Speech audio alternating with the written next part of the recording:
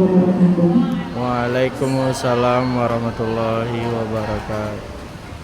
Alhamdulillahirrahmanirrahim. Wassalatu wassalamu ala asrafil anbiya'i wal mursalin wa ala alihi wa ashabihi rasulillahi ajma'in. Amma ba'd. Puji syukur kita haturkan atas kehadirat Allah Subhanahu wa taala karena berkat rahmat serta ridhonya kita dapat berkumpul di ruangan saat ini, sehingga kita akan sesaat lagi menyaksikan presentasi dari calon guru penggerak Ibu Diana Vinola SPD. Salawat serta salam tak lupa kita hadiahkan kepada Nabi Muhammad SAW dengan antara kata Allahumma sholli ala sayyidina Muhammad wa ala ali sayyidina Muhammad.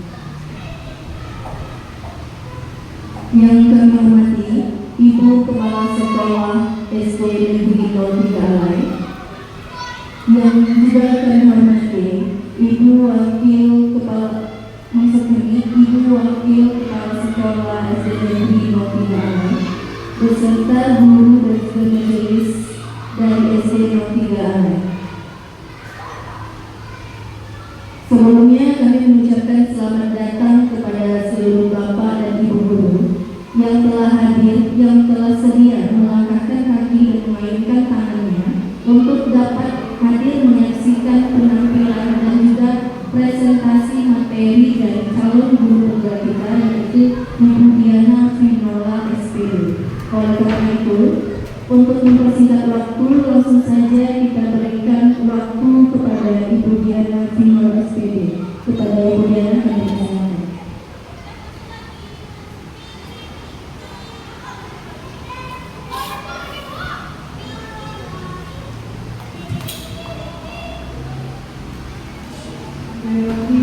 Assalamualaikum warahmatullahi wabarakatuh.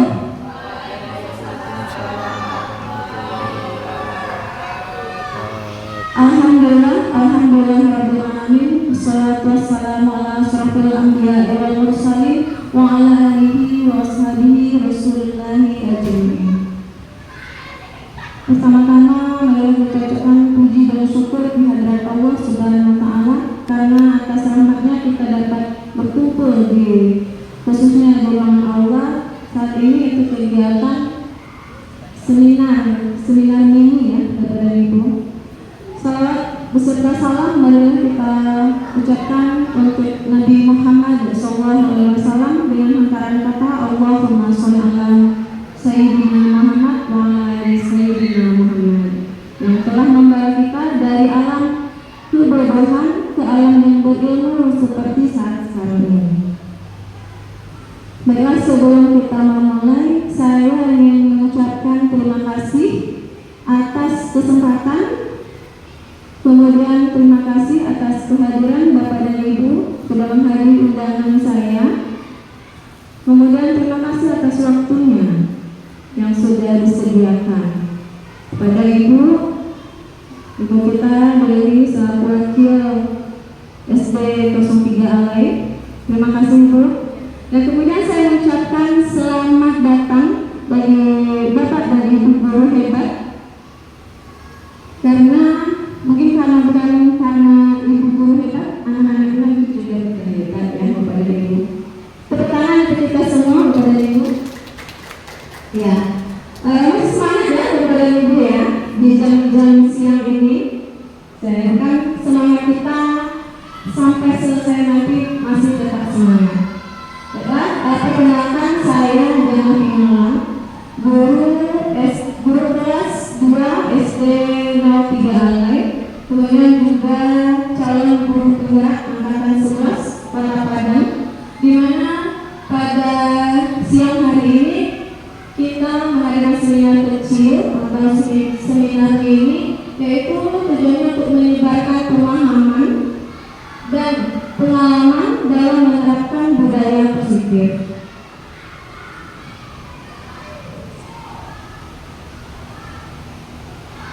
Bapak dan Ibu, apa itu budaya positif? Nah, mungkin kata-kata budaya sudah sering kita dengar, ya.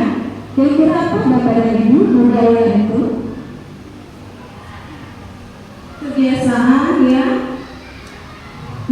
nilai. Wow, Masya Allah. Ya, betul sekali. Budaya itu artinya kebiasaan-kebiasaan yang sudah kita lakukan, ya.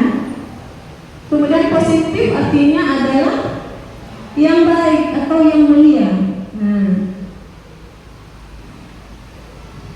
Nah, kalau dari konsep ini kita lengkapi definisi dari budaya positif. Budaya positif itu adalah nilai-nilai, keyakinan-keyakinan, dan kebiasaan-kebiasaan di sekolah yang berpihak pada murid agar murid dapat berkembang menjadi pribadi yang kritis, penuh hormat, dan bertanggung jawab. Nah, sebelum masuk ke konsep inti dari budaya positif ini, kita ice breaking sebentar ya. Ya, sejenak saja. Nah, ice breakingnya kalau nanti saya bilang sebutkan satu kata, nanti Bapak Ibu tolong sebutkan apa gitu kata yang terpikir ketika mendengar kata itu, ya. Tapi nanti dimulai dari saya dulu nanti akan disambung oleh Bapak dan Ibu, ya. Bapak dan Ibu ya, semangat ya. Ya, tepuk semangat dulu Bapak dan Ibu. Tepuk semangat. Semangat. Oke, Masya Allah, luar biasa. Oke, kita mulai ya. Saya selalu teringat dengan sekolah. Kalau saya ingat dengan sekolah, saya ingatnya dengan murid. Bapak Ibu ingatnya dengan apa? Kelas 1. Sebut saja yang terpikirkan oleh Bapak saat ini, Bapak Ibu saat ini. Dengan buku tulis. Oke.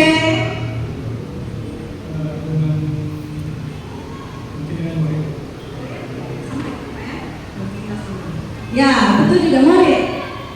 Dengan siswa-siswi. Siswi, betul.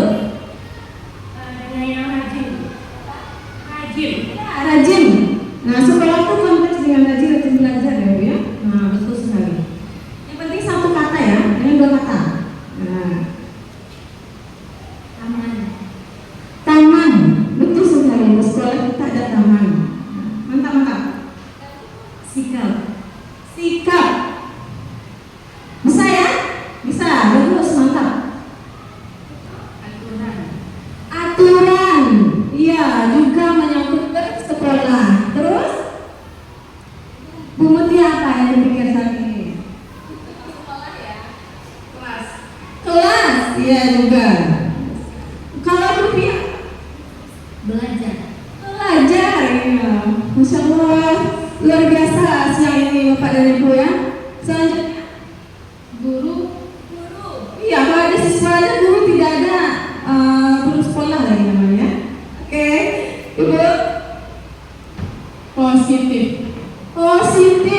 Nah, ini hampir menyangkut. Nah, ini gunanya nih. Tercapai lah ice breaking saya hari ini ya. Nah, ya. Pak Zaki sama Pak Raka ada? Budaya. Masya Allah ya. Raka? Semangat. Nah, komplit semuanya siang hari ini. Alhamdulillah. Bisa kita lanjutkan lagi? Tepuk tangan dulu kita semuanya Bapak dan Ibu. Ya. Nah, kita lanjutkan lagi ya. Nah, untuk mencapai budaya positif ini, apa yang perlu dilakukan oleh sekolah? Nah, tentu kita terutama guru dulu ya, yang akan mewujudkannya gitu. Guru, kepala sekolah serta warga sekolah. Nah, ini khusus guru dulu ya. Nah, budaya positif itu akan terwujud apabila menjalankan konsep-konsep ini, yaitu yang pertama perubahan paradigma belajar atau paradigma berpikir, kemudian disiplin positif, yang ketiga motivasi perilaku manusia, yang keempat kebutuhan dasar manusia, yang kelima posisi kontrol restitusi, yang keenam keyakinan kelas, dan yang ketujuh segi 3 restitusi. Nah, ketujuh materi ini akan kita bahas nanti. Selanjutnya, nah perubahan paradigma belajar atau berpikir.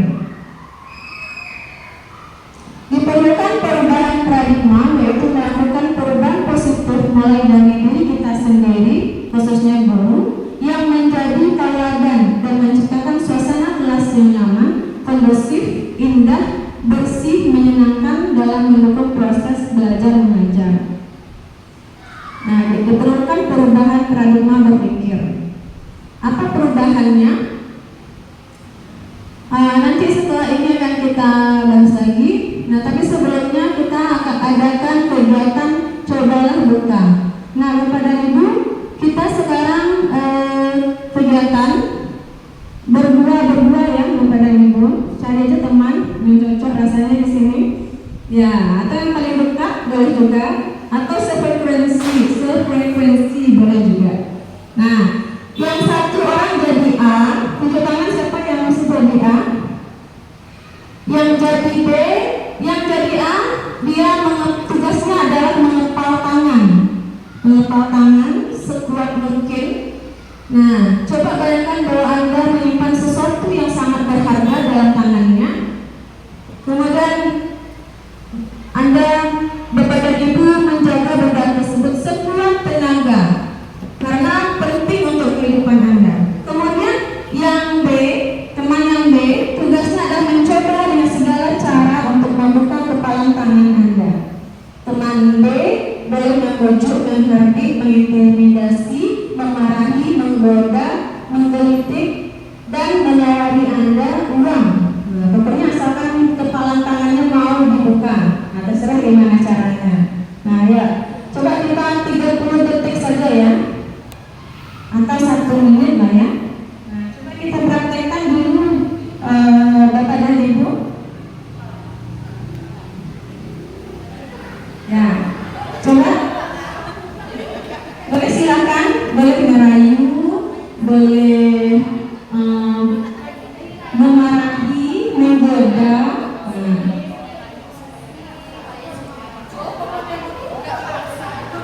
Ya.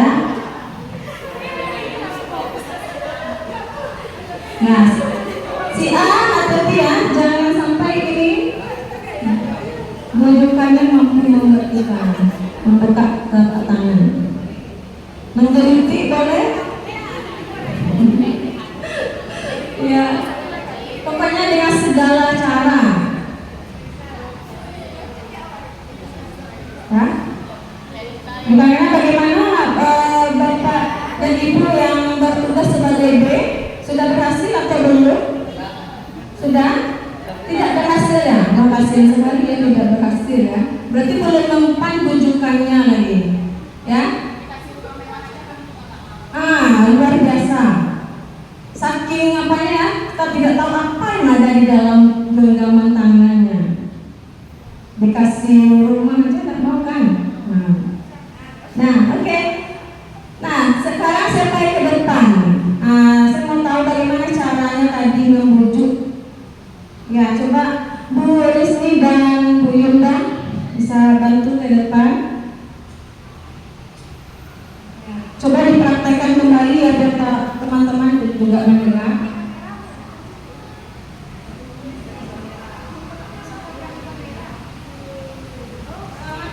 Selama 30 detik aja kita coba.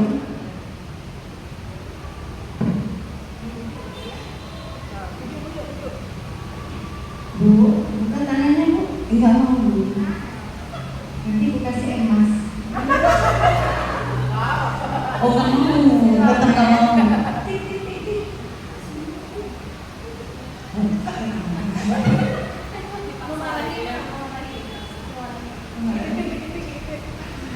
Enggak mau. Dikasih sebuah emas.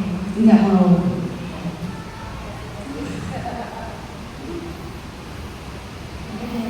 Enggak mau.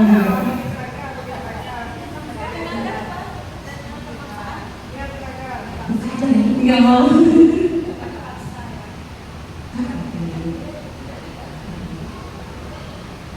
Enggak mau buka Bu. Enggak mau. Dengan hipnotis lagi Bu. Oke. Terima kasih. Ya. Sudah rumah mewah belum kasih Bunda? Ya. Rumahnya ada rumah asli ya kok? Bukan rumah mainan. Oke. Nah selanjutnya tadi dari kegiatan tadi kira-kira Bapak dan Ibu apa yang bisa kegiatan kita tadi. Akhirnya apa?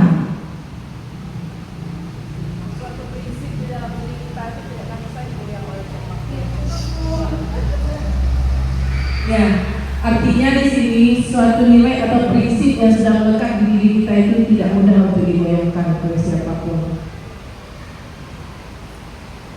Luar biasa, kemudian ya, benar sekali. Jadi kita kan punya prinsip yang tidak akan bisa digoyahkan atau diatur oleh siapapun. Tergantung dari kita. Nah, jadi tadi apakah A atau B membuka kepalan tangan Anda? Mengapa alasan Anda B membuka kepalan tangan Anda? Apakah tadi membuka kepala? Tidak ya, kita yang B. Apakah Anda coba menutup kepalan tangan Anda? Ya, nah alasannya tadi bermacam-macam. Ya tergantung tadi, karena benda itu berharga. Nah sekarang yang ketiga, dalam kegiatan ini sesungguhnya siapa yang memegang kendali atau kontrol untuk membuka penutup kepala tangan kita? Iya, benar sekali. Diri kita sendiri. Nah sekarang kita sebagai guru, kalau kita ingin mengontrol diri kita, berarti kita dulu yang harus mengontrol diri kita. Sebelum kita mengontrol siswa, kita dulu mengontrol diri kita. Nah itu kan konsep kita ya. Nah sekarang kita lihat beberapa miskonsepsi tentang makna kontrol. Nah yang pertama, ilusi bahwa guru mengontrol murid. Nah ilusi itu artinya apa Bapak dan Ibu? Ilusi, nama lainnya apa? Ya, khayalan ya. Kita menghayal kalau guru itu bisa mengontrol murid. Nah, ternyata itu miskonsepsi. Kita sebagai guru tidak bisa mengontrol murid. Tapi kenapa waktu itu murid mau mengikuti arahan kita? Karena pada saat itu murid merasa itu kebutuhannya saat itu. Makanya dia memperbolehkan dirinya untuk dikontrol. Padahal dia bukan karena kita yang mengontrol dia, tapi karena dia tahu bahwa itu nilai-nilai yang harus dia yakini. Makanya kita bisa mengontrol apanya. Makanya dia bisa mengikuti apa yang kita harapkan. Kemudian yang kedua, ilusi bahwa semua penguatan positif, efektif dan bermanfaat. Nah, semua penguatan positif yang kita berikan itu bermanfaat. Itu sebenarnya bukan dari kita juga, kan diri kita sendiri, bukan dari diri orang lain. Kemudian yang ketiga, ilusi bahwa kritik dan membuat orang merasa bersalah dapat menguatkan karakter. Nah, sekarang biasanya kita berbicara kepada anak. Nah, kamu ini ya, kamu ini selalu berbuat seperti ini. Berarti kita kritik dan kita buat dia merasa bersalah. Nah, itu ternyata tidak bisa menguatkan karakter dia. Malah akan merubah karakternya jadinya. Kemudian yang keempat, ilusi bahwa orang dewasa memiliki hak untuk memaksa. Nah, kita sebagai orang dewasa tidak bisa memiliki hak untuk memaksa anak-anak. Cuma kita bisa mengarahkan dia melalui nilai-nilai positif yang bisa kita tanamkan.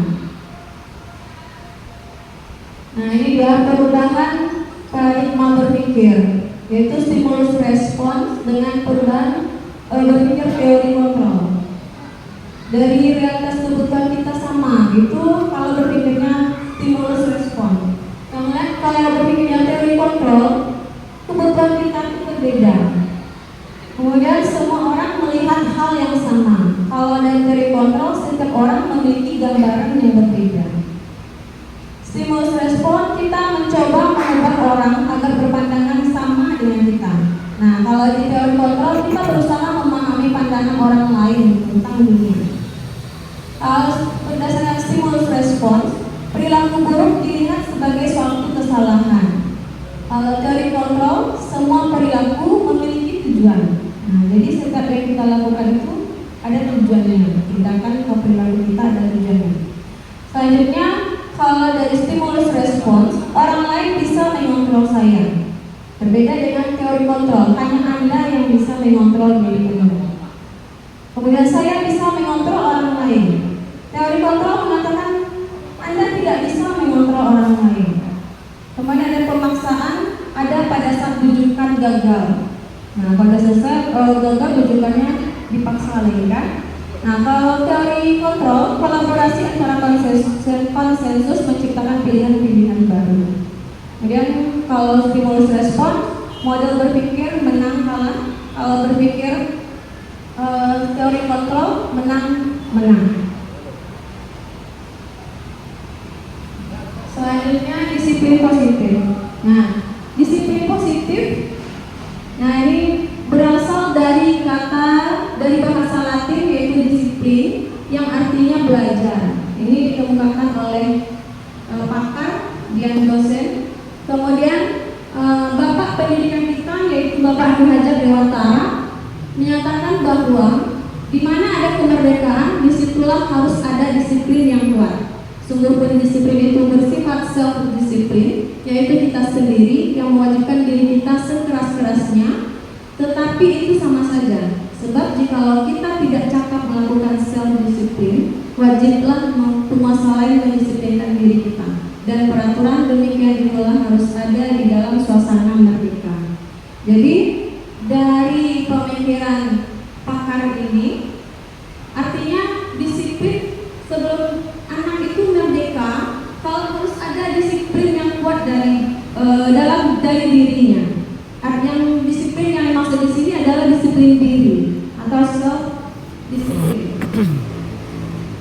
Nah, jadi ini dia suasana merdeka ya, harus ada disiplin yang kuat, baru tercipta suasana yang merdeka. Nah, kalau kita gabungkan, artinya disiplin positif itu adalah belajar untuk kontrol diri agar mencapai tujuan yang mulia. Nah, disiplin itu kan untuk mencapai tujuan, ya. Kemudian juga disiplin positif juga terkait dengan nilai-nilai kebajikan. Apa itu nilai-nilai kebajikan? Nah, nilai-nilai kebajikan adalah nilai yang diyakini dan telah disepakati bersama, lepas dari suku, bangsa, agama, bahasa maupun latar belakangnya. Nah, di sini nilai yang sudah diyakini, sudah disepakati. Nah, nilai-nilai kebajikan ini fondasi bagi kita dalam berperilaku. Nah, contohnya kalau di institusi kayak di sekolah, itu sudah ada nilai-nilai kebajikan yang disepakati bersama. Khususnya untuk pendidikan dasar dan menengah, itu nilai-nilai kebajikan yang diyakini adalah nilai profil pelajar Pancasila. Nah, ini yang sudah diyakini dan yang ingin dicapai oleh anak Indonesia. Nah, itu yang akan kita tanamkan kepada anak-anak kita. Di mana profil pelajar Pancasila ini kita sudah tahu bahwa ada 6 dimensinya, yaitu beriman, bertakwa kepada Tuhan dan berakhlak mulia, bertindakan global, berdoa, kreatif, benar kritis, dan mandiri. Nah, semua ini adalah nilai-nilai kebajikan yang ingin dicapai oleh anak, dan yang ini yang kita tanamkan kepada anak, ini kita harapkan. Kemudian ada 3 motivasi perilaku manusia. Apa itu? Yang pertama adalah untuk menghindari ketidaknyamanan atau hukuman. Nah, kalau kita kaji ya, kenapa anak kita kenapa dia datang ke sekolah? Nah, tentu ada motivasinya. Kalau mungkin dia tidak nyaman, nanti akan dihukum sekolah. Nah, alasan anak kita datang ke sekolah ini bermacam-macam Bapak dan Ibu. Nah, itu kita lihat dari 3 motivasi ini. Yang kedua, motivasinya untuk mendapatkan imbalan atau penghargaan dari orang lain. Nah, seperti yang kita tahu ya, anak-anak itu suka dengan penghargaan. Tapi kita tidak tahu apakah dia berperilaku itu untuk mendapatkan penghargaan, pujian, keimbalan, atau apa. Nah, jadi kalau kita harus memastikan anak dia memang atas dasar dirinya sendiri atau hanya karena mendapatkan penghargaan. Nah, lalu bagaimana kalau penghargaan itu sudah hilang?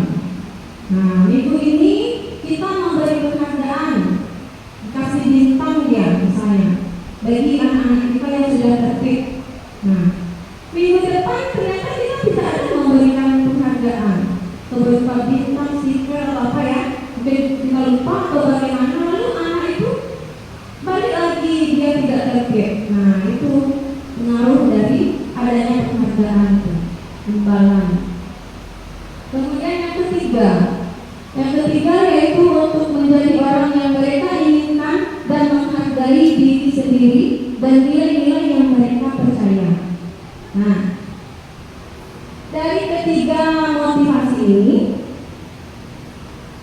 yang motivasi mana kira-kira yang ada pada diri kita Bapak dan Ibu? Apakah nomor 1 atau di anak-anak kita dulu? Contoh misalnya dia datang ke sekolah. Berapa orang anak kita yang motivasinya karena untuk menghindari ketidaknyamanan dan hukuman? Sudah tahu kan Bapak dan Ibu? Berapa orang di kelasnya siswa kita tuh yang memang dia datang dia cepat untuk karena yang pertama, motivasi pertama. Atau dia datang cepat untuk motivasi yang kedua? Atau Bapak Ibu memberikan penghargaan bagi dia? Atau nanti siapa yang ada Bapak dan Ibu yang mau berbagi pengalaman tentang kehadiran misalnya? Ada nggak yang dikasih penghargaan atau imbalan itu kepada anak kita kalau dia datang cepat atau dia tertib di kelas? Ada Bapak dan Ibu? Ada? Misalnya apa gitu penghargaannya? Ayo kita berbagi dulu kan? Terbu?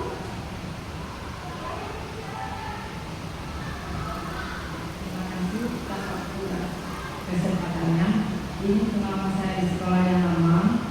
Kebetulan waktu itu saya magang S1. Jadi S1 ini biasanya kan kalau dikasih reward dia termotivasi untuk melakukannya. Di sini saya setiap pagi itu kan menghafal dulu ayat-ayat pendek. Biasanya pendek ini 1 ayat itu satu kali seminggu dia hafal.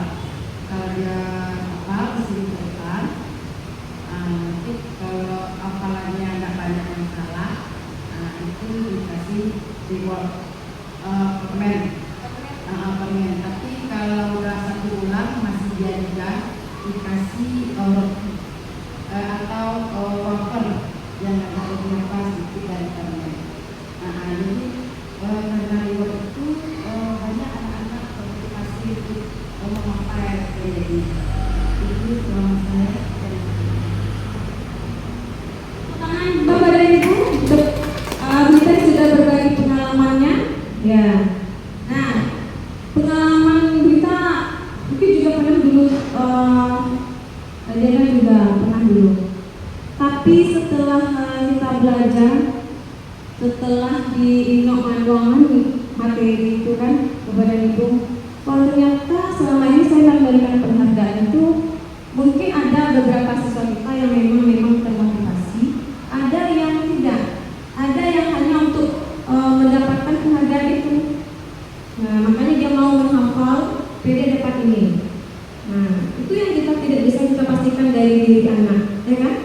Nah, itu kan kalau dari permen, dari penghargaan kan bentuk motivasi eksternal ya, dari luar, ya dari gurunya, belum dari dirinya. Nah, itu. Apa kita itu saya dulu juga pernah pengalamannya seperti itu. Tapi setelah saya belajar lagi, melihat ke belakang apa yang telah kita lakukan, nah ternyata saat ini saya mulai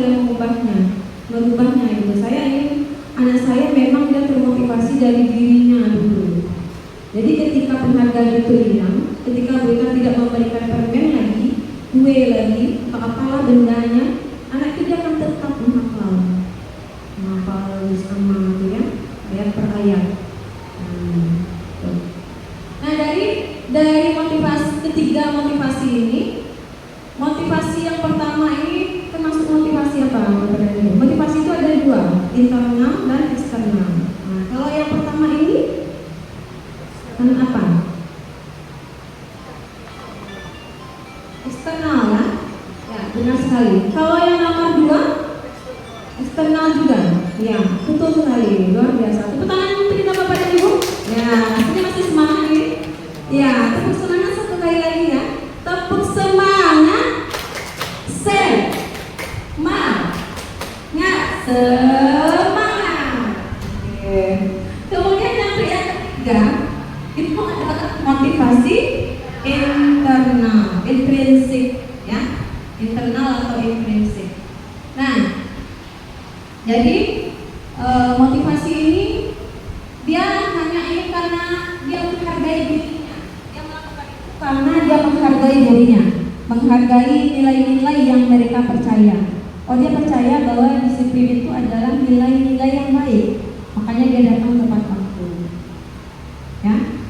Nah, selanjutnya, pikirkan diri sendiri. Nah, ini Bapak Ibu pikirkan diri kita masing-masing ya. Dengan pertanyaan ini, bila di sekolah kita tidak ada peraturan yang mengharuskan guru datang tepat waktu dan tidak ada surat teguran bagi guru yang datang terlambat dan tidak ada atasan yang menguji, apakah Bapak dan Ibu guru akan tetap datang tepat waktu untuk mengajar murid-murid Bapak dan Ibu? Ya, alhamdulillah, alhamdulillah ya. Iya, tentunya nanti kan karena ini tidak ada teguran, ya susah tuh Ibu, saya maaf dong. Kepala sekolah kita aja tidak ada menegur atau apa gitu kan? Nah, luar biasa. Kemudian yang kedua, yang pertama. Nah, yang pertamanya belum dijawab. Sebagai seorang guru, saat Bapak dan Ibu hadir mengajar di kelas waktu, motivasi apakah yang mendasari tindakan Bapak dan Ibu? Nah, tadi kan sudah ada nih 3 motivasi. Motivasi yang mana, Bapak dan Ibu? Yang ketiga. Iya, betul sekali. Masya Allah, luar biasa. Mudah-mudahan kita selalu menggunakan motivasi yang nomor 3 itu ya, Bapak dan Ibu, supaya kita hadir di kelas tepat waktu. Nih rentan di jam-jam istirahat nih Bapak dan Ibu setelah istirahat. Nah, Alu murid yang masuk capek, gurunya udah tiba di kelas itu. Nah, kadang kan murid kan seperti itu, ya kan? Gurunya tidak ada yang nampak di kelas, padahal dia sama-sama mendengar bunyi bel, ya kan? Nah, mudah-mudahan kita bisa merubah hal tersebut menjadi disiplin. Nah, jadi kita tidak menerapkan disiplin itu untuk anak saja, untuk diri kita juga. Selanjutnya, nah, apa bentuk tindakan terhadap pelanggaran yang terjadi di sekolah atau kelas kita selama ini? Nah, boleh berbagi lagi Bapak dan Ibu? Kira-kira dari Bapak dan Ibu ada yang bisa berbagi pengalamannya? Kira-kira apa tindakan kalau anak kita melakukan pelanggaran? Apa biasanya tindakan yang Bapak dan Ibu lakukan? Ada yang mau ya? Silakan Bu. Baik, terima kasih Bu. Kalau pelanggaran yang terjadi di kelas kita, itu sebaliknya, jangan kita menghukum mereka dengan tindakan atau perilaku. Harusnya kita menyadarkan diri mereka masing-masing bahwa yang mereka buat itu adalah salah. Ingatkan kepada mereka, sadarkan diri mereka bahwa yang dibuat itu adalah Allah melihat. Yakinkan dirinya bahwa yang dikerjakannya itu Allah melihat, Allah mendengar. Nah, jujur, siapa yang mengerjakan tadi? Jujur, nah, kalau kita bisa mengorek-orek dari mereka, nah insya Allah bisa mereka ambil. Dan kita suruh mereka istighfar. Nah, kalau enggak kita berdosa mau itu kayak gitulah. Kita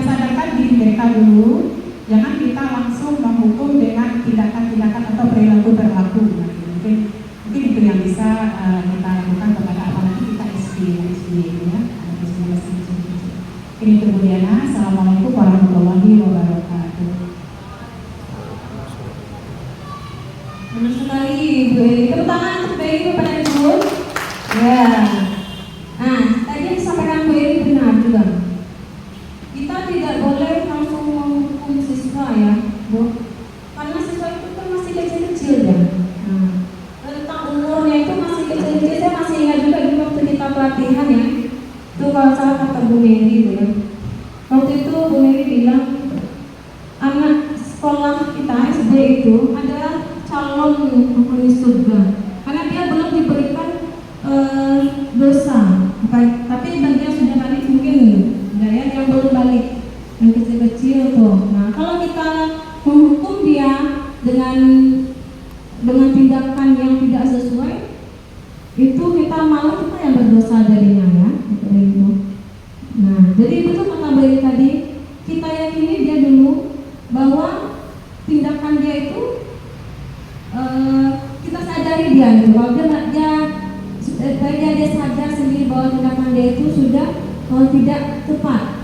Nah, jadi kalau kita menghukum tanpa, kadang anak-anak ini tidak tahu yang hal dia lakukan itu salah, dia tidak tahu. Bagi anak kita yang kecil yang kelas rendah ya, jadi itu sekali itu. Nah, apa ada bentuk tindakan lain kepada ibu? Tidak ada berarti ya. Berarti sekolah kita tindakannya sudah tidak berbentuk hukuman ya. Ya, alhamdulillah tidak berbentuk hukuman.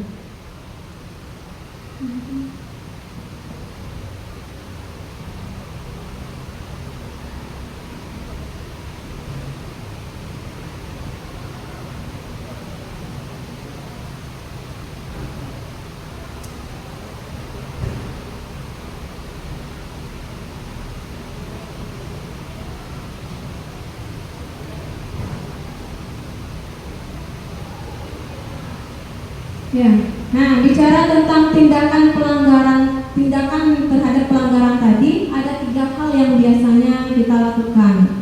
Nah, yaitu berbentuk hukuman, konsekuensi atau restitusi. Lalu apa perbedaan antara hukuman, konsekuensi dengan restitusi? Kita lihat pada tabel ini. Nah, pertama dari identitas yang akan dihasilkan dari hukuman itu. Kalau kita berikan dia hukuman, berarti kita menghasilkan identitas gagal. Kalau itu gagal. Kemudian identitas sukses kita lakukan dengan cara disiplin. Yaitu ada 2, konsekuensi dan restitusi. Nah, perbedaannya hukuman itu sesuatu yang menyakitkan. Sedangkan konsekuensi sesuatu itu harus terjadi. Artinya kalau dia melakukan pelanggaran, berarti ini konsekuensinya. Kemudian restitusi adalah pilihan. Jadi kita meminta siswa untuk ya apa yang bisa dilakukannya untuk memperbaiki pelanggarannya itu, tentang waktunya itu. Kemudian yang kedua, dia tidak nyaman. Hukuman itu tidak nyaman bagi murid untuk jangka panjang. Kita berikan dia hukuman sekarang, mungkin bisa teringat dia sampai dia dewasa. Nah, jadi dia tidak bagus, ya. Semoga kita di sekolah kita ini SD 03 Ale tidak ada menerapkan seperti itu. Nah, karena hukuman ini bisa mengganggu psikisnya. Nah, kemudian kalau konsekuensi tidak nyaman untuk murid untuk jangka pendek.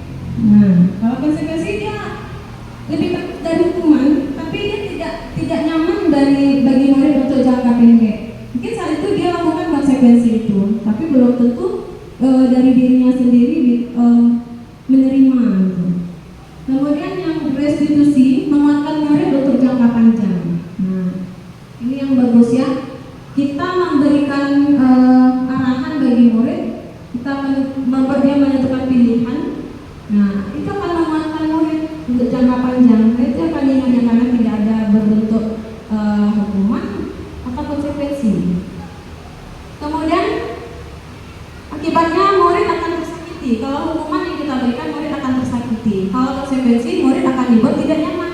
Nah, di antara ketiga ini restitusi yang paling bagus. Murid akan mendapatkan penguatan. Kemudian ada sistem tidak akan berjalan apabila murid tidak takut. Nah, jadi kalau kita berikan hukuman, kalau muridnya tidak takut itu kan tidak berhasil juga. Ada kan murid kita yang tidak pengaruh dikasih apapun, kasih hukuman nggak juga pengaruh, karena kita tetap juga dia tersenyum kan, dari pun dia tetap tersenyum, nah kan tidak pengaruh baginya. Kemudian konsekuensi memerlukan monitoring dan supervisi terus menerus dari guru. Nah karena ini berbentuk konsekuensi, berarti guru tugasnya di sini memonitoring. Sekarang dia melakukan konsekuensi terhadap perbuatannya, apakah besok dia masih juga?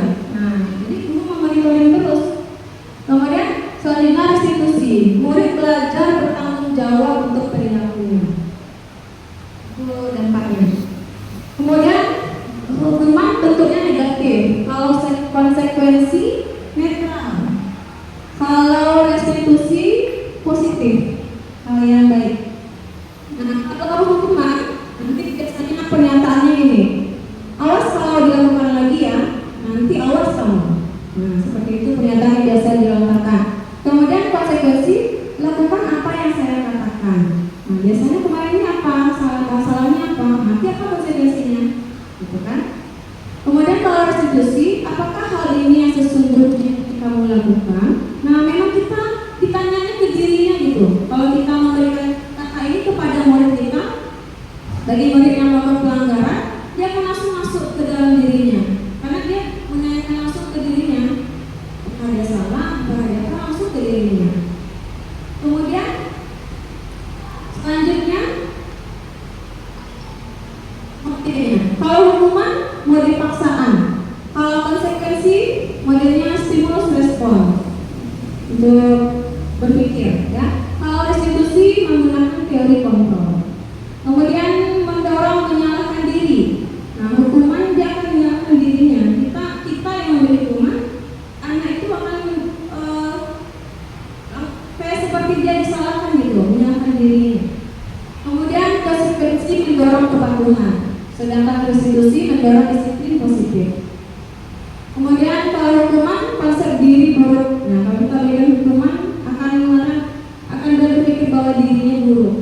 Kalau konsekuensi konsep diri baik. Kalau restitusi konsep diri kuat. Kemudian hukuman murid anak akan belajar menyembunyikan kesalahannya.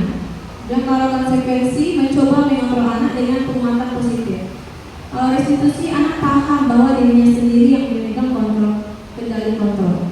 Kemudian hukuman dampaknya adalah murid menjadi marah, merasa bersalah, rendah diri dan mengasingkan diri.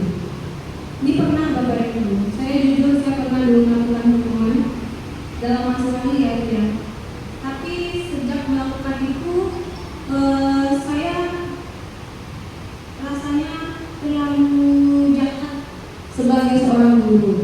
Saat itu mungkin kata saya itu tidak kasar, tapi karena dia belum pernah mungkin dihukum ya, sebelumnya belum pernah dihukum, akhirnya dia mengasingkan diri.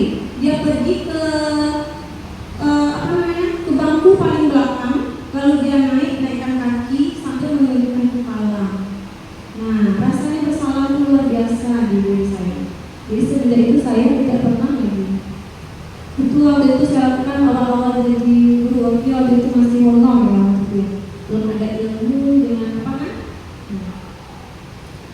Kemudian kalau konsekuensi kehilangan hak seorang, waktu jeda seorang diri penahanan.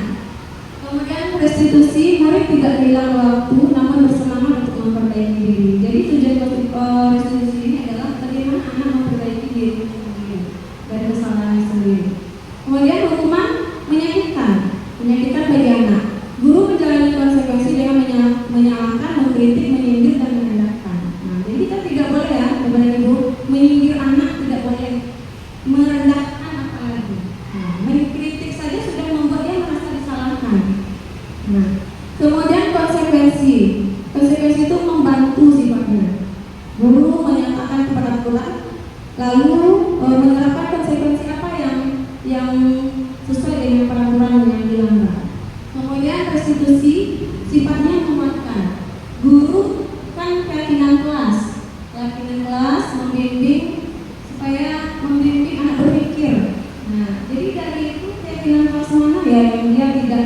lakukan yang tidak dia penuhi. Nah, mungkin itu ya. Selanjutnya, oke, tindakan guru, hukuman atau konsekuensi ini tindakan guru. Yang pertama, membersihkan tumpahan air di meja. Nah, kalau sudah nampak di sini ya, mohon maaf. Oke, membersihkan tumpahan air di meja karena tersenggol pada saat belajar. Tadi sudah ada sedikit ya. Nah, tidak apa-apa. Yang penting masih ingat tadi ya. Tapi saya yakin walaupun tidak ada jawaban, Bapak dan Ibu pasti bisa ya. Pendapat nanti. Membersihkan tumpahan air di meja karena tersenggol pada saat belajar. Itu kan termasuk hukuman atau konsekuensi? Iya. Kemudian lari keliling lapangan basket 2 kali karena terlambat hadir ke sekolah. Hukuman atau? Ya tadi sekilas sudah ada ya jawabannya. Ya, kilaf ya saya. Apa? Manusia biasa kilaf ya Bapak. Lari keliling lapangan basket 2 kali karena dia terlambat hadir ke sekolah. Hukuman atau konsekuensi? Ya simpan jawabannya dulu ya. Nanti kita lihat lagi jawabannya. Kemudian yang ketiga, menggantikan kertas teman yang telah dicoret. Konsekuensi. Lari mengelilingi lapangan basket 2 kali karena terlambat 10 menit untuk pelajaran PJOK. Nah, ada yang hukuman, ada yang konsekuensi. Bisa bertindak ya Bapak Ibu ya. Nanti kita lihat. Kemudian membersihkan WC karena menambahkan pensil temannya. Nah, berjemur di lapangan basket pukul 12 siang. Nah, jam 2 kali tangkap di lapangan basket karena mengobrol dengan teman ya. Kita lihat ya. Nah, ini dia. Tumpahan air itu konsekuensi. Ya, dia tersenggol airnya, akhirnya dibersihkan tumpahannya. Kemudian lari keliling lapangan 2 kali karena terlambat hadir ke sekolah. Nah, ini hadir ke sekolah terlambat disuruh lari lapangan. Itu tidak sesuai ya. Menggantikan kertas teman yang telah dicoret-coret. Nah, itu sesuai ya. Sekarang coretnya diganti ini kertas. Kemudian lari keliling lapangan basket karena terlambat 10 menit di pelajaran PJOK. Nah, ini konsekuensi karena dia dalam saat belajar apa? Saat dia belajar PJOK. Jadi tidak apa-apa. Kemudian membersihkan WC karena mematahkan kertas teman termasuk hukuman. Ada jelas ya. Dia mematahkan disuruh membersihkan WC. Itu tidak sesuai ya. Ya. Pokoknya itu ketika mematahkan WC awal sudah ada WC. Jadi dia apa hubungannya ya? Nah, kemudian berjemur di lapangan basket pukul 12. Ini kita jadi masuk hubungan. Ya, tepuk tangan bagi kita semua pada itu. Terima kasih. Kemudian ini hubungan dalam keluarga. Menurut Alfimon, baik mengumpulkan baik penghargaan atau hukuman adalah cara-cara mengontrol perilaku seseorang yang menghancurkan potensi untuk pembelajaran yang sebelumnya.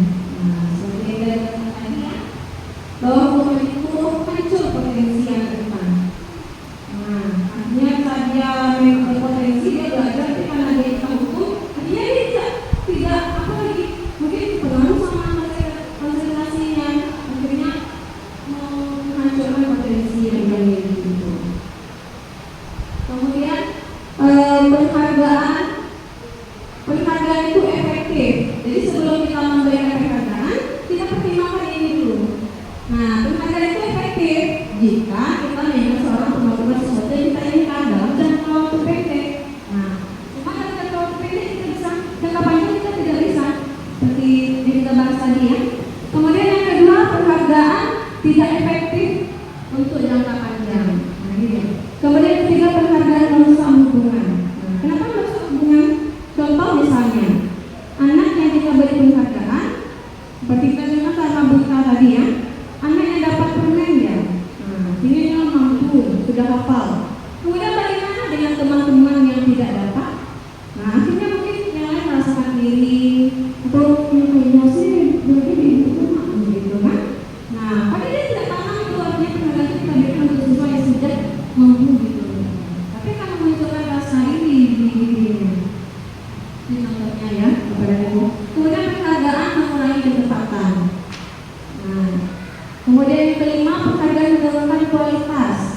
ada penghargaan mematikan kreativitas.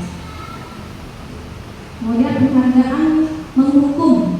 Nah, tidak ada penghargaan, tapi kita hanya menghukum dia dengan penghargaan itu. Dia besok kalau dia dapat penghargaan itu, mungkin dia nanti akan merasa malu nanti dia sama temannya, ya kan? Menghukum dia ada dia. Kemudian selanjutnya kita bahas ya. Nah, ini adalah pernyataan dari pakar, yaitu Alfikon. Bapak ini mengatakan, saat kita berulang kali menjanjikan hadiah kepada anak-anak agar berperilaku bertanggung jawab, atau kepada seorang murid agar mempelajari sesuatu yang baru, atau kepada seorang karyawan agar melakukan pekerjaan yang berkualitas, kita sedang berasumsi bahwa mereka tidak dapat melakukannya atau mereka tidak memilih untuk melakukannya. Nah, jadi itu efek dari penghargaan itu. Kalau kita sudah janjikan, kita tidak bisa kita berulang-ulang kali kita menjanjikan penghargaan kepada siswa, yang dimana kita mengharapkan anak itu akan berperilaku bertanggung jawab. Ternyata itu tidak bisa. Bahkan dia tidak akan melakukannya juga. Selanjutnya, ini Bapak dan Ibu masih semangat ya? Oke, kita tepuk semangat lagi Bapak dan Ibu. Ya, tepuk semangat. Semangat. Oke, selanjutnya kita masuk ke 5 posisi kontrol guru. Nah, 5 posisi kontrol guru itu yang pertama adalah menghukum, yang kedua membuat rasa bersalah, yang ketiga adalah teman, yang keempat pemantau, dan yang kelima manajer. Nah, kira-kira, dan ini manajer adalah posisi idealnya. Nah, Bapak dan Ibu mau di posisi ideal ini? Ya, kalau mau berarti kita harus memposisikan diri kita sebagai manajer.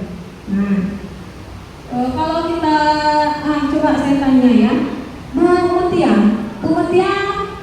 pernah menjadi apa saja di sini? Posisinya pernah di mana sini? Ya.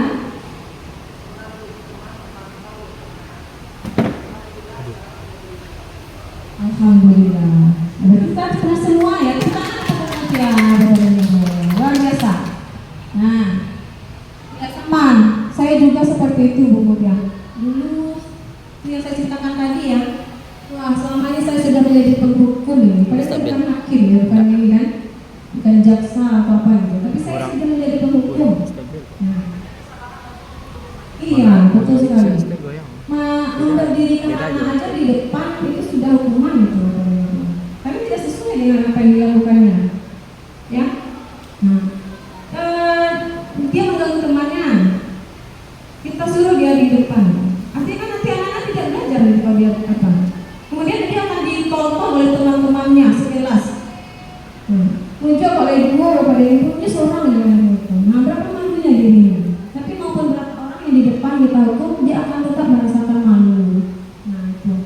Kemudian membuat rasa bersalah. Nah, ini juga nih, saya pernah juga kan kita di ruang kontrol kita ya berbicara kepada anak itu. Maka kita seperti yang saya jelaskan tadi, kita dulu yang mengontrol diri kita. Gitu. Kalau dia mau jadi manajer, berarti dia harus bisa mengontrol dirinya dulu. Kalau dia tidak bisa mengontrol dirinya, dia tidak akan pernah berhasil jadi manajer bagi siswa. Ya. Kemudian teman. Nah, kadang kita menjadi teman.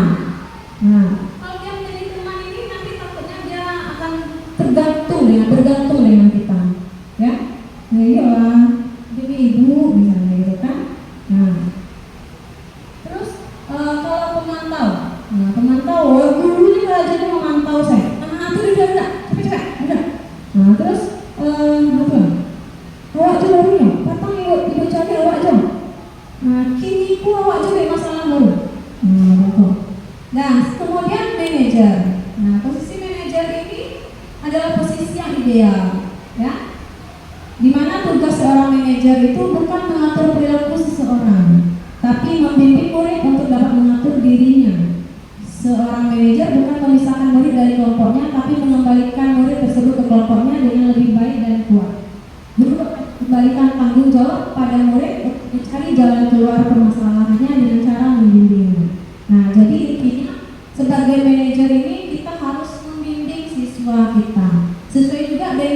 pemikiran Ki Hajar Dewantara bahwa guru itu adalah seperti petani, ya.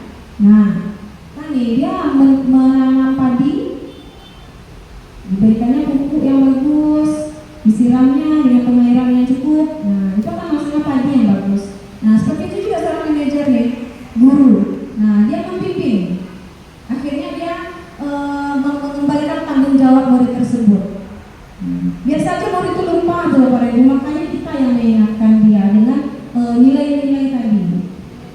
Nah, kemudian setelah anak itu dia ada masalah, nanti kita tidak akan memisahkan dia dari kelompoknya apa. Ini kelompok yang suka bikin masalah. Nah, ini kelompok yang tertib-tertib saja. Nah, itu tidak seperti itu. Akhirnya setelah kita bimbing dia akan kembali ke kelompok siswa kita semuanya. Satu jenis kelompok jadinya. Nah, ini dah, ibu sangat kecewa dengan kamu. Nah, ini posisi kontrol yang mana ini? Ya? Pemberi rasa bersalah. Iya, betul sekali. Tepuk tangan kepada ibu semuanya. Masya Allah, luar biasa. Kemudian yang selanjutnya, kamu terlambat 15 menit. Apakah kamu sudah mengerti konsekuensi yang harus dilakukan bila terlambat? Ada pendapat lain? Setuju? Ya. Bungkus? Iya, bungkus Pak Zaki. Iya, benar. Teman-teman Bapak dan Ibu. Kemudian selanjutnya, ya, jadi kamu terlambat. Kira-kira bagaimana kamu akan memperbaiki masalah ini? Manajer. Paham berarti ya Bapak Ibu. Ini manajer semua berarti ini ya. Bapak dan Ibu baru hebat. Iya, benar sekali, hebat sekali. Tepuk tangan kepada Ibu. Ya. Jadi ini, ya. Ayo bantulah demi Bapak ya. Nah, ini teman. Ayolah, bantulah Bapak, bantulah Ibu. Kalau tidak tertib nanti Ibu kena marah sama kepala sekolah. Ibu akan dibilang nanti sebagai guru yang ini, ya. Nah, bakalan jual ternyata itu tidak efektif. Ya, jadi ini temannya betul saja. Teman kepada Ibu semuanya, benar ya. Nah, jadi dari tadi itu Bapak dan Ibu, posisi kontrol itu yang minimal kita menjadi apa? Minimalnya kita menjadi apa di situ? Kan di antara 5 tadi ya, minimalnya kita menjadi apa? Minimal ya, yang paling minimal. Maksimalnya tadi hanya manajer. Teman. Nah, iya. Kita harus berada di posisi pemantau minimalnya. Usahakan teman 3 lagi. Nah, sebab kalau teman itu nanti akan terbatas mereka. Kalau misalnya kalau Ibu begitu yang suruh dia mau, ketika Bu ini kan dia tidak mau, karena dia tidak merasa berteman dengan Bu ini ya, itu efeknya nanti. Kemudian selanjutnya kita belajar tentang kebutuhan dasar manusia. Nah, di sini ada 5 kebutuhan dasar manusia dalam teori. Ya.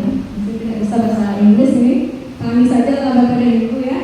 Nah di sini Bapak dan Ibu, ini kan ada 5 nih ya, kebutuhan bertahan hidup, kemudian penguasaan, kasih sayang dan rasa diterima, kemudian kebebasan dan kesenangan. Nah, saya mau bertanya Bapak dan Ibu, kira-kira mengapa bertahan hidup ini berada di lingkar di dalamnya? Nah, kenapa tidak di sini bersanding saja sama penguasaan, sayang, kebebasan? Kenapa Bapak dan Ibu? Ya, silakan ya. Mungkin saya akan memberikan ilustrasi terhadap permasalahan ya. Dulu saya pernah memiliki anak murid yang suka mengompas uang dari temannya. Dia suka minta uang kepada temannya, dan setelah ditanya kenapa melakukan hal itu, ternyata dia dapat uang jajan dari orang tuanya. Berarti salah satu kebutuhannya tidak terpenuhi, yaitu bertahan hidup. Terpaksa dia melanggar kebijakan universal, aturan yang ada. Jadi di sini kita perlu membahas, mencari tahu ternyata anak ini punya kebutuhannya ini. Gitu. Pada saat kebutuhan itu tidak terpenuhi, itu akan menjadi penyimpangan nantinya. Nah, mungkin di situ dia. Terima kasih. Terima kasih Bu Mutiara. Tepuk tangan Bapak dan Ibu, Bu Mutia. Terima kasih. Betul sekali. Jadi kita sebagai guru itu kalau ada penyimpangan atau pelanggaran yang dilakukan oleh siswa, kita perlu mengkaji dulu kebutuhan mana yang tidak terpenuhi oleh ibu. Pasti ada Bapak dan Ibu di antara 5 kebutuhan ini, ya. Itu jadi kita jangan menyalahkan anak dulu gitu. Maka kita tanya dulu alasannya apa, gitu kan? Kan tidak langsung mengatakan dia itu salah, tanya dulu ya. Nah, ibu kenapa melakukan itu? Kenapa minta uang teman? Nah, itu ada alasannya. Oh, karena uang jajan saya kurang, Bu. Atau mama tadi tidak memberi uang jajan, ya? Mungkin lambung anaknya agak besar, jadi dia perlu lebih makan lebih banyak. Bisa jadi kan? Nah, bisa jadi dia sekolah di rumah dia banyak, dia bebas minta apapun sama mamanya mungkin. Kalau sekolah lanjut bisa jadi deh mama 5.000, jadi lo kali yang besar 10.000 gini kan, bukannya itu apa namanya perceraian.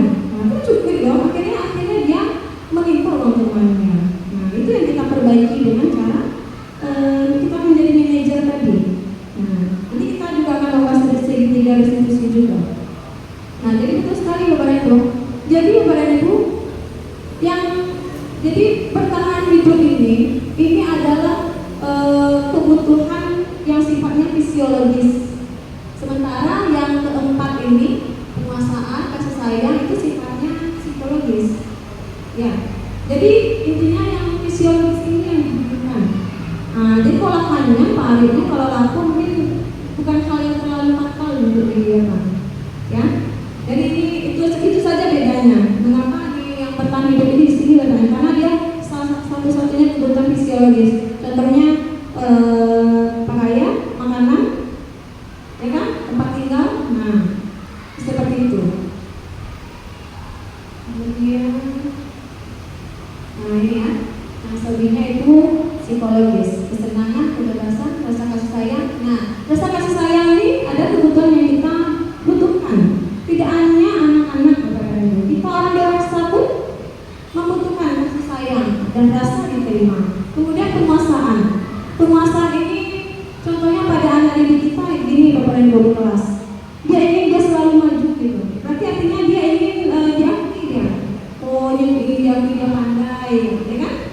Itu kebutuhan penguasaan. Dia sampai kemarin di kelas saya, kalau dia tidak perlu saya tunjuk dia nangis. Nah, ya kan Pak Oli kemarin? Nah, di kelas saya kan? Iya. Akhirnya, ya betul sekali Bu. Akhirnya saya kasih dia kasih kesempatan untuk ke depan.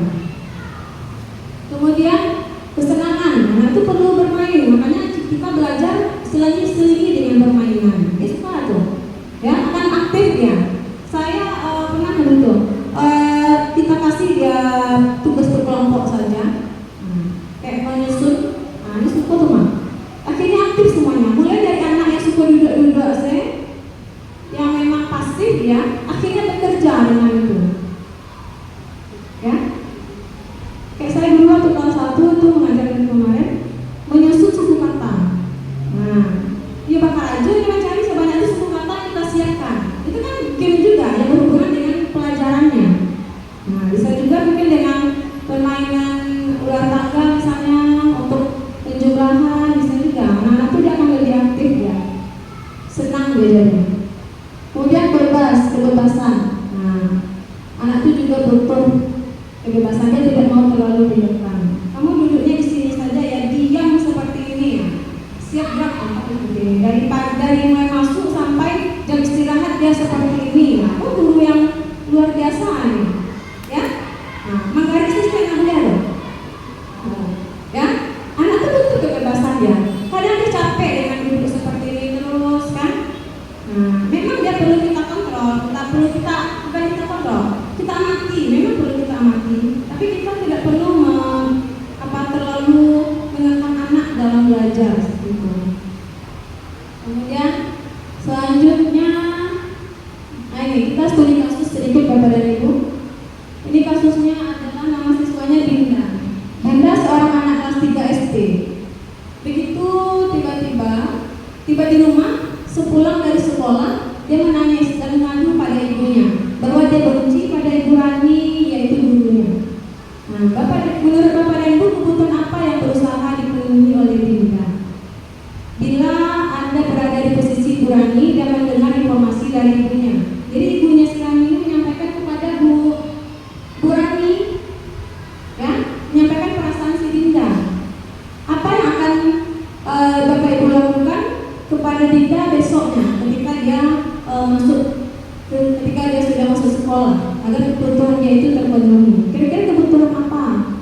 yang belum terpenuhi.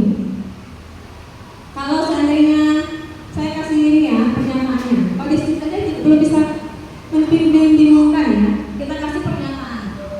Nah, kalau seandainya pernyataan Dinda seperti ini sama ibunya, ya, aku sebel gambarku tidak rapi, malah ibu guru nunjukin ke teman-teman. Nah, gambarnya tidak rapi tapi ditunjukkan sama teman-teman. Artinya dia kebutuhan apa yang tidak terpenuhi olehnya? Ya? Kebutuhan apa kemudian itu ada di antara 5 tadi? Oke, kita lihat yang kedua dulu. Ibu guru tidak menyapaku hari ini, padahal aku pakai jepit rambut baru. Kebutuhan apa kira-kira hari ini? Yang pertama apa? Aku sebel, gambarku tidak rapi, malah ibu guru tunjukin ke teman-teman. Kebutuhan apa? Kasih sayang. Nah, simpan dulu jawabannya ya Pak. Oke. Kemudian yang kedua, ibu guru tidak menyapaku hari ini, padahal aku pakai jepit rambut baru. Berapa tuh Pak Saki? Pak Taufik? Ada pendapat? Biologis. Kasih sayang. Ya. Kasih sayang.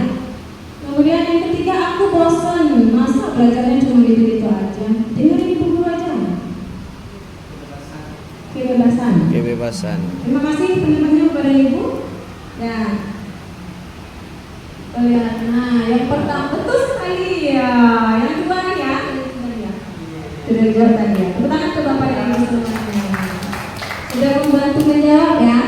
Nah, yang pertama itu penguasaan. Nah, mungkin karena gambarnya ini belum rapi lagi kan.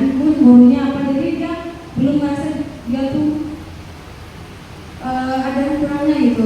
Dia belum ambil tapi dari dibuka sama gurunya, dari kan sama temannya. Kemudian kedua benar sekali ada kasih sayang dan rasa diterima. Kemudian yang ketiga kebebasan. Nah, ini keyakinan kelas. Keyakinan kelas. Nah, apa itu keyakinan kelas? Keyakinan kelas itu adalah nilai-nilai kebajikan atau prinsip-prinsip universal yang disepakati bersama secara universal, lepas dari latar belakang suku, negara, bahasa maupun agama. Nah, ini terkait dengan nilai-nilai kebajikan tadi Bapak dan Ibu. Kemudian pembuatan keyakinan kelas ini melalui kegiatan yang pertama itu curah pendapat, di mana semua warga ikut berkontribusi. Kemudian keyakinan kelas bersifat abstrak, lebih rinci dan konkret. Keyakinan kelas berupa pernyataan-pernyataan universal yang dibuat dalam bentuk positif. Nah, Bapak dan Ibu saya yakin di sini sudah membuat kesepakatan kelas ya. Ya Bapak dan Ibu, sudah membuat kesepakatan kelasnya? Ya sudah ya. Nah, sudah dijadikan keyakinan kelas Bapak dan Ibu? Sudah? Sudah direvisi kembali, sudah jadi keyakinan kelas? Nah, apa bedanya Bapak dan Ibu keyakinan kelas dengan kesepakatan kelas? Mungkin bentuk penyataannya saja mungkin ya. Kalau keyakinan kelas itu mungkin ada seperti setiap siswa harus misalnya kayak saling menghargai. Kalau kesepakatan kelas kan bunyinya apa ya? Contohnya apa yang ada di kelas Bapak dan Ibu kesepakatan kelas? Ibu Linda? Siswa dilarang berkata kotor. Nah itu masih bentuk negatif itu ya Bu. Nah nanti Bu Linda bisa berubahnya ke bentuk positif. Berarti bicara dengan sopan dan bicara dengan sopan santun. Kita arahkan ke bentuk positifnya. Ya, terima kasih Bu Linda. Nah itu contohnya ya. Jadi keyakinan kelas ini kalau di kelas saya tuh bahasanya seperti ini. Kami yakin akan selalu benar. Jadi itu sudah disepakati jadinya. Kami gitu kan. Sedikit Bapak dan Ibu, ini praktek dari pembuatan keyakinan kelas saya. Tapi kebetulan tidak bisa dengar ya suaranya. Ya. Nah ini pertama dibuka, saya buatnya berkelompok.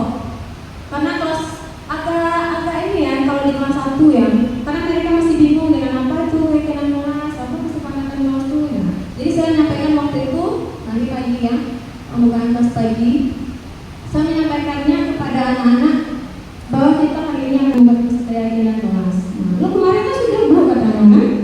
Nah, ya kemarin kita sudah buat, tapi rasanya belum kita yakini bersama lagi kita, ya kan?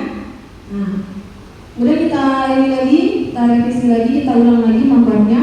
Di perkelompok, sebab kalau seorang dia agak bingung. Jadi agak bingung belajarnya. Jadi saya berkelompok saja membuatnya. Ya. Tapi ini lama Bapak Ibu videonya.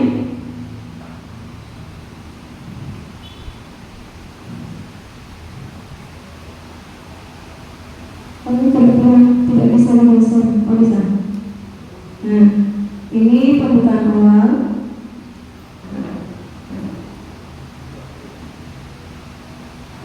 Nah, kemudian saya membagikan stigma untuk supaya anak bisa memberikan curah pendapatnya terhadap kelas apa yang diinginkannya.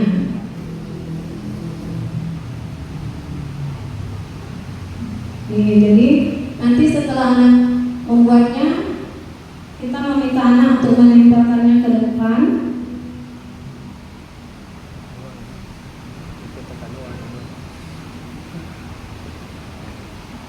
Nah, ini yang sudah ditempelkan oleh anak-anak. Kemudian setelah kita curah pendapat, kita kaji kembali, kita susun pendapat yang sudah diberikan oleh anak-anak. Kalau ada yang masih pernyataannya masih negatif, kita perbaiki menjadi pernyataan yang positif. Tidak ada kata-kata tidak boleh lagi, tidak ada kata-kata dilarang. Karena anak itu merasa dilarang itu yang dikerjakan anak-anak. Ya, jadi maka kita perbaiki dengan kata-kata yang positif, dengan pernyataan yang positif. Kemudian kita arahkan lagi supaya dia membentuk kalimat yang ada yang bersama. Gitu.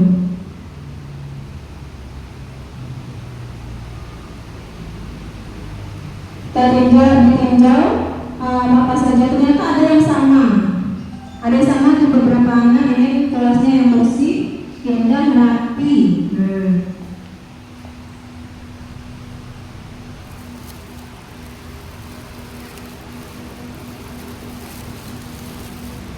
Mungkin kalau di kelas tinggi ini sudah bisa ya Bapak dan Ibu ya. Ini kebetulan di kelas rendah saya mencoba sudah 2 kali, waktu kelas 1 juga sudah. Tapi tidak sampai di tahap terakhirnya yang menyepakati bersama, tidak sampai di sana. Nah sekarang di kelas 2 saya coba membuat kembali. Ini meninjau kembali keyakinan kelas yang telah dibuat.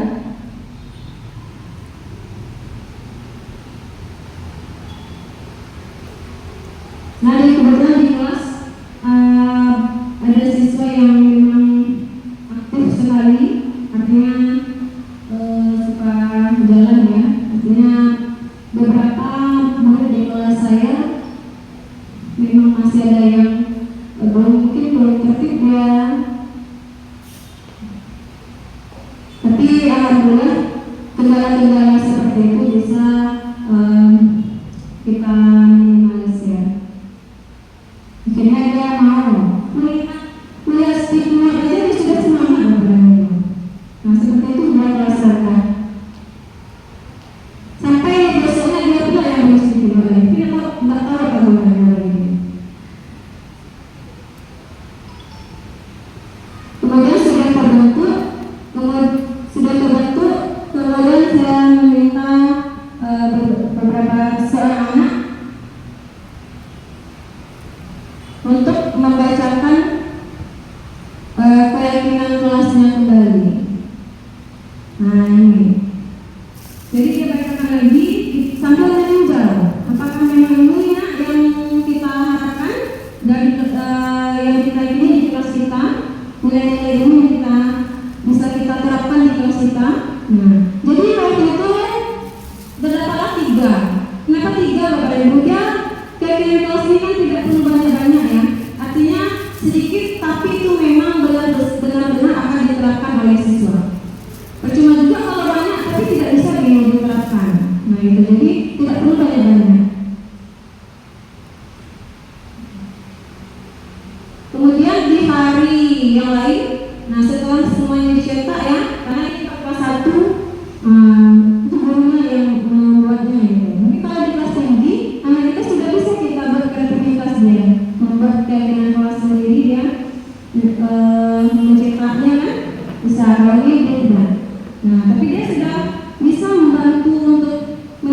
menempelkan, ya, menempelkan. Kemudian, nah ini dia menyetujui dan menandatangani keyakinan kelas. Nah, kali ini kelas rendah, saya memakai cat air saja, pakai cat jempol. Nah, ada pula yang nawar cat tunjuk boleh Bu, boleh. Dari manis boleh Bu, boleh. Nah, ya, saya tidak memaksakan anak-anak untuk memakai tunjuknya gitu. Nah, termasuk saya juga, bukan. Termasuk Pak Wali juga ya. Nah, itu Pak Wali juga mendampingi gitu ya. Mungkin seperti itu ya, Bapak Ibu. Nah, kita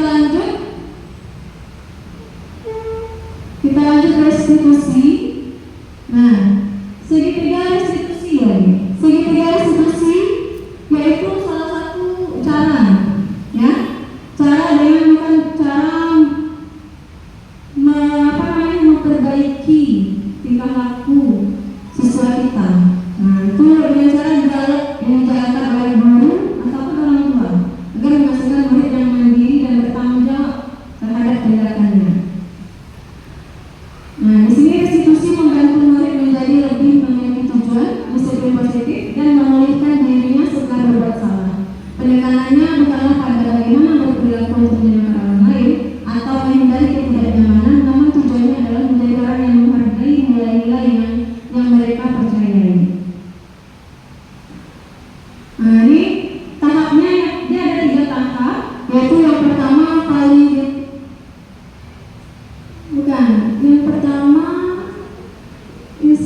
menstabilkan identitas. Nah, menstabilkan identitas yang pertama. Kedua, validasi kesalahan. Yang ketiga adalah menanyakan keyakinan. Nah, tahap pertama yaitu menstabilkan identitas. Nah, menstabilkan identitas ini adalah bagian dari segitiga restitusi yang bertujuan untuk mengubah identitas anak dari orang yang gagal menjadi orang yang sukses. Nah, itu dengan pernyataan-pernyataan ini kepada Ibu. Kalau anak kita berbuat salah ya, kita kasih dulu pernyataan untuk kita stabilkan dirinya dulu. Ya, kita stabilkan emosinya, dirinya. Contohnya berbuat salah itu tidak apa-apa, itu hal manusiawi. Nah, ya, jangan sering-sering gitu ya. Nah, pokoknya bagaimana anak itu dia bisa stabil dulu emosionalnya. Nah, kemudian tidak ada manusia yang sempurna. Ibu dulu juga pernah seperti itu. Waktu sekolah ibu pernah juga seperti itu dulu. Nah, namun ibu mencoba memperbaikinya. Nah, ya, jadi kita mengatakan pada anak itu bahwa bukan dia sendiri aja yang pernah melakukan salah. Nah, tapi tekankan di sini, bapak atau ibu tidak tertarik mencari siapa yang salah. Nah, ini kalau dia yang 2 orang ya bertengkar misalnya. Tapi bapak ibu ingin mencari solusi dari permasalahan ini. Nah, ini bagi siswa yang bertengkar bapak ibu. Kalau ada 2 apanya siswa kita bermasalah. Nah, kemudian tahap selanjutnya yaitu validasi tindakan yang salah. Nah, menurut teori kontrol, semua tindakan manusia itu baik atau buruk pasti memiliki alasan. Nah, di sini pernyataannya yang bisa disampaikan oleh guru, padahal kamu bisa melakukan yang lebih buruk dari ini ya. Nah, mungkin kamu tidak melakukan yang lebih buruk dari ini. Nah, contohnya bisa sedang bermasalah sama temannya, tamparnya temannya berapa. Nah, itu tidak lebih buruk dari ini. Kemudian kamu pasti punya alasan mengapa kamu melakukan itu. Nah, itu tadi seperti yang dijelaskan oleh Bu Mutia tadi, kita perlu menanyakan alasan anak kita mengapa dia melakukan tindakan pelanggaran itu. Nah, kemudian kamu patut bangga pada dirimu sendiri karena kamu telah melindungi sesuatu yang penting buatmu. Mungkin dia merasa itu penting bagi dia. Misalnya dia diajaknya sama teman, apa yang penting bagi dia tuh? Oh, ini harga diri saya katanya. Nah, dia tidak terima, makanya dia bisa melakukan tindakan untuk membalas itu semua kan. Kemudian kamu boleh mempertahankan sikap itu, tapi kamu harus menambahkan sikap yang baru. Nah, jadi kita perlu tanamkan juga nanti dari keyakinan kelas kita. Kemudian yang terakhir adalah menanyakan keyakinan. Nah, untuk menanyakan keyakinan ini harus dari motivasi dirinya dulu. Makanya kita nanya langsung ke anak itu.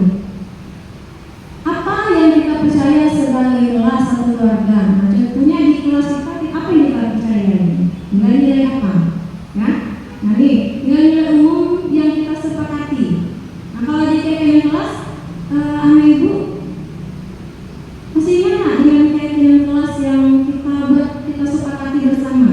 Oh ingat Bu katanya, ya kan? Nah keyakinan mana yang belum anak Ibu lakukan? Katanya kan Ibu pasti dia nanti akan menyadari sendiri, oh tentang disiplin Bu, katanya kan? Oh saling menghormati Bu, itu berarti saya tadi tidak saling menghormati. Berarti dia melanggar keyakinan kelas tadi kan? Kemudian kamu mau jadi orang yang seperti apa? Nah, anak Ibu, kalau kamu melakukan tindakan ini, itu supaya kamu mau jadi apa? Jadi seperti apa? Nah, tapi itu sadar dia nanti, ya kan? Nah, seperti itu kalian Ibu. Nah, kemudian ini saya ada kemarin sudah menerapkan segitiga institusi. Ini juga tidak bisa didengar ya. Karena kalau kecil.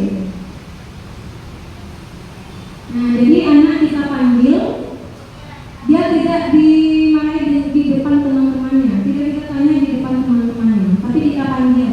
Nah, apalagi kalau masalahnya berat Bapak Ibu, tidak boleh itu di depan temannya, ya kan? Karena sebab nanti kalau kita di depan temannya, teman-temannya akan tahu, nanti dia akan bernilai jelek bagi temannya. Nah, jadi kita tanya baik-baik sampai dia menyadari.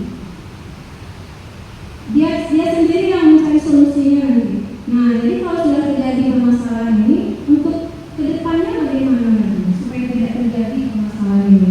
Kalau ini kasusnya adalah dia terlambat ketika masuk setelah bel istirahat berbunyi.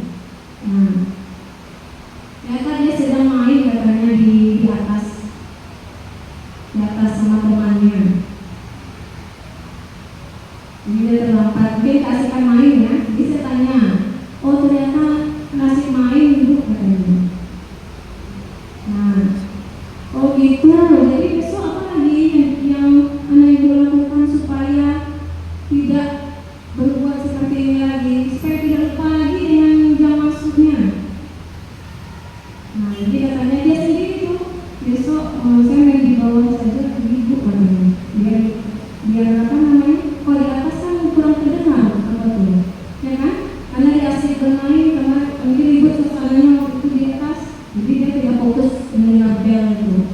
Nah, jadi dia solusinya dia mainnya di dalam kelas atau dekat-dekat kelas saja.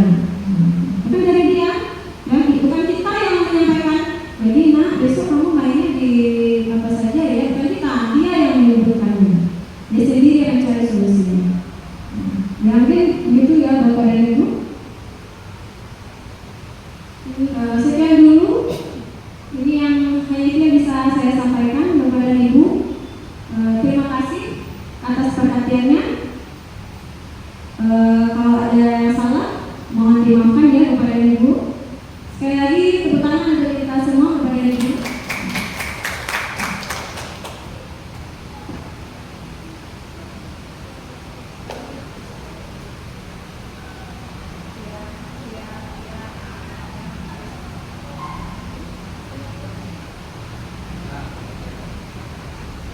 Kita berikan tepuk tangan untuk Ibu Diana Noah. Ya, luar biasa sekali penampilannya. Mungkin ada tambahan atau pertanyaan dari Bapak Ibu, kita persilakan. Penambahan mungkin, ya silakan Dewi. Baik, terima kasih Bu Tia dan Bu Diana. Mungkin ditambahkan sedikit menyambung dari apa yang disampaikan oleh Bu Diana tadi. Pernah Bu Diana dulu menghukum anak sehingga dia jadi belakang itu. Memang kita sebagai seorang guru di satu kelas itu kan ada beberapa orang murid, ada yang 28, 30 dan yang 29 gitu kan. Seharusnya kita 28 anak, 28 bulan kita cara mendidik mereka. Tidak bisa disamakan cara mendidik kita. Kenapa? Karena mereka di rumahnya ada sebagian yang dididik oleh orang tuanya karena sopan santun yang bagus. Karena sebagai anak dia dididik oleh orang tuanya di perkataannya yang tidak terlalu gitu ya. Jadi kita sampai di sekolah dan kita sama ratakan mendidik anak itu.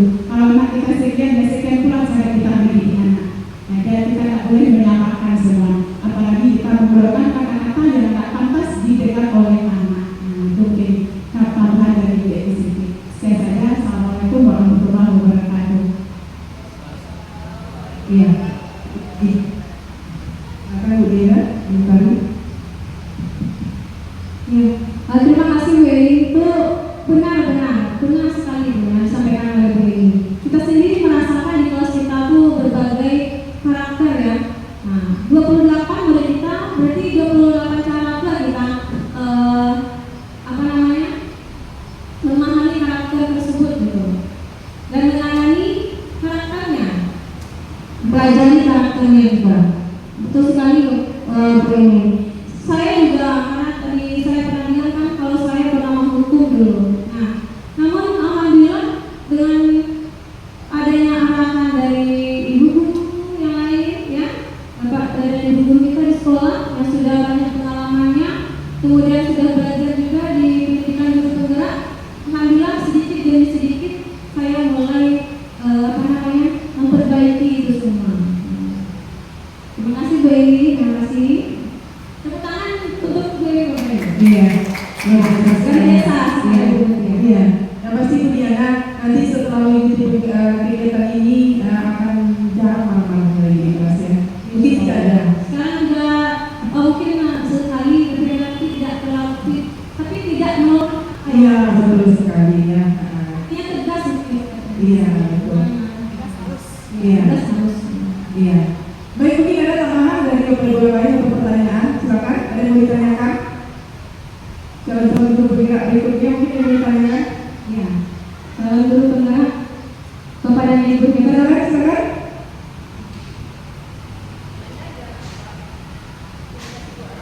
Silakan Bu Linda.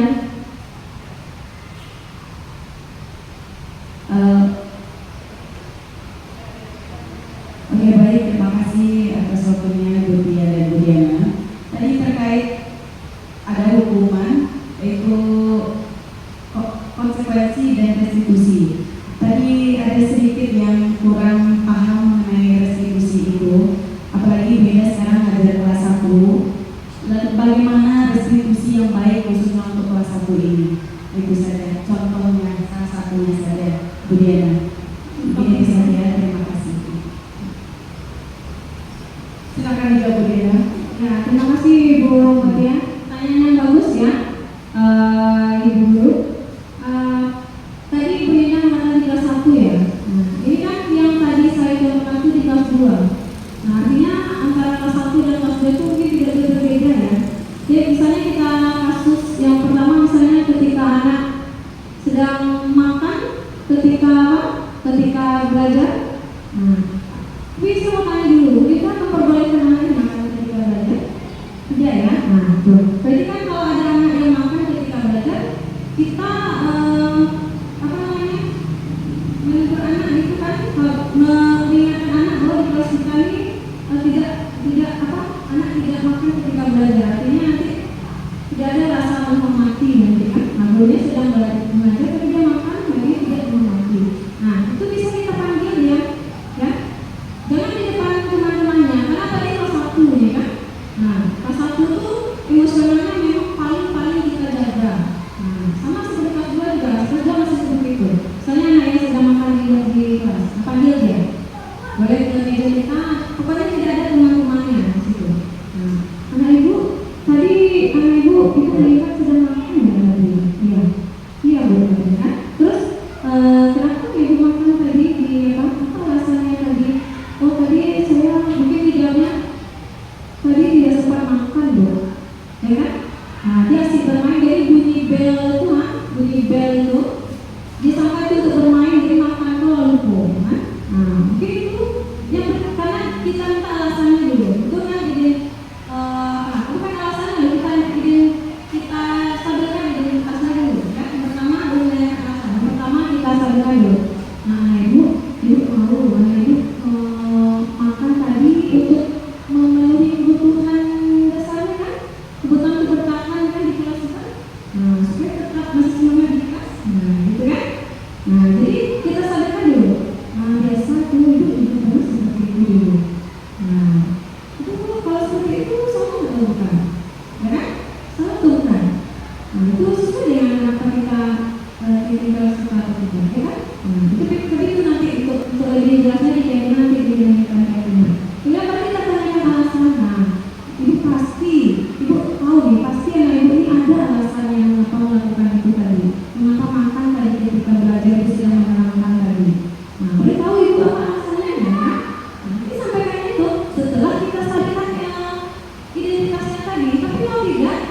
Nah, makan dulu. Tadi yang berbicara makan tadi mah. Oh, sekolah tak boleh makan dong. Nah, kalau itu bukan stabilkan identitas. Jadi kita stabilkan identitasnya dulu. Yang kedua kita validasi kesalahan, ya, validasi tindakan yang salah. Lalu nanti kita tanyakan keyakinan. Anak itu keyakinan kelasnya masih enak, masih. Ada berapa? Ada 3, ada 2 gitu ya. Nah, yang mana tuh yang tidak sesuai dengan tindakan yang dilakukan tadi? Yang ketiga ya betul ya. Dia tidak sendiri, itu cuma bertanya-tanya saja. Sampai dia yang memunculkan sendiri, sampai solusinya nanti dia cari sendiri yang apa? Ya? Nah itu.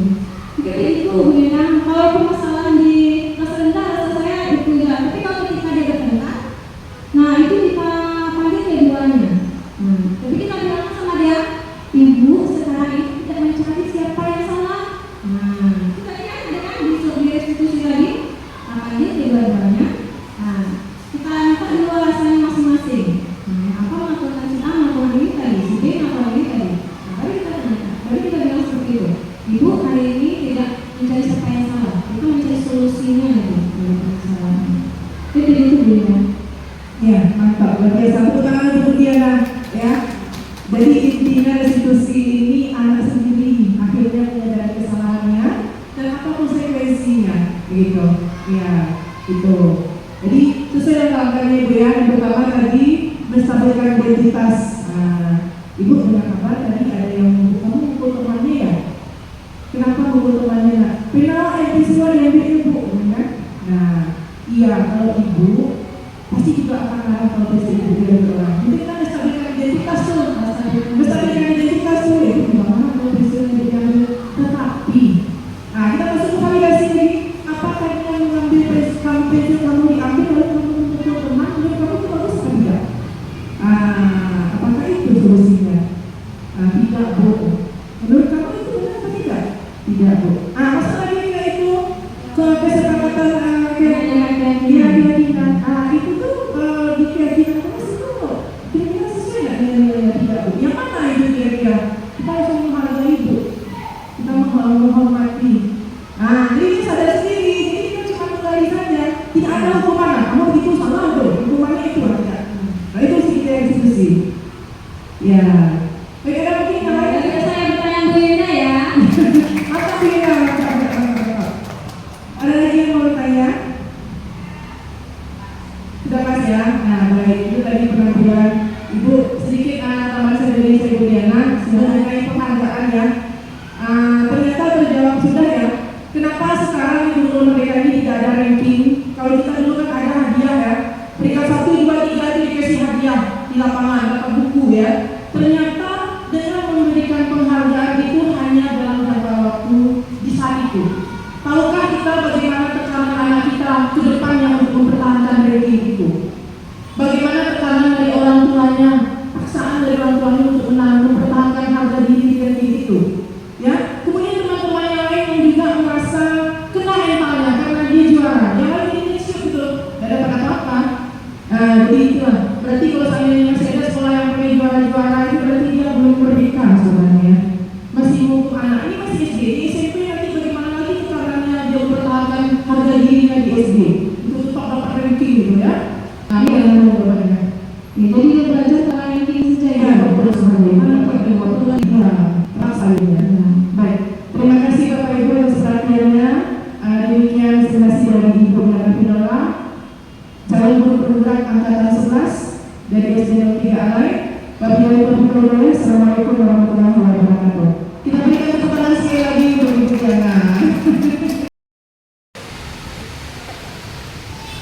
Assalamualaikum warahmatullahi wabarakatuh.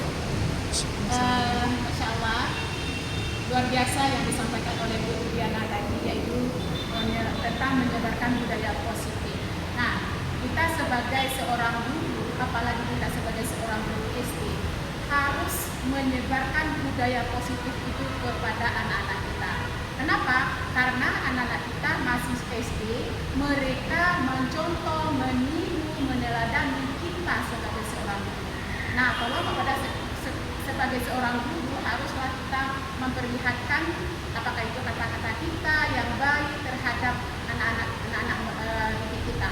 Terus apakah itu cara berpakaian kita, apakah itu cara bertindak lanjut kita memang harus melaksanakan, menerapkan yang positif kepada anak-anak kita. Anak kita kan masih SD, apalagi kelas 1 itu semuanya dicontoh kita. Kalau kita baik, nah mereka akan senang dengan kita. Kalau mereka kita kurang baik, ya mereka akan takut dengan kita.